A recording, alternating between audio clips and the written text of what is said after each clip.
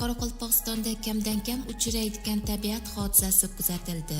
Mazkur tabiat hodisasi murmuratsiya deb ataladi. Bunda minglab qushlar ulkan to'da bo'lib, osmonda g'ayrioddiy dinamik shaklni hosil qiladi. Ular kutilmagan tomonga uchishi, qismlarga bo'linib, yana dinamik harakatni davom ettirishi mumkin. Ushbu ulkan to'dalarda uchish tezligi soatiga 40 kilometrgacha bo'ladi. Biroq qushlar bir-biriga urilib ketmaydi. Raqs vaqtida qushlar parvoz oldidan to'da haqida ma'lumot to'plashadi. Nezlikler. Kengesi dövleyi Uzatma. Bowling bo'ldi. Boshqa signal olmaydi. Ne bo'ldi? Bag'ana qo'yadi shuni. Sonra. Anders?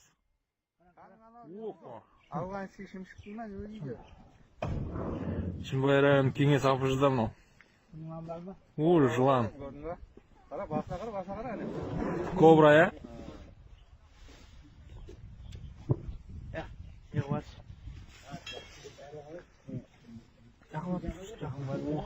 Avtomaysizlar? Aa.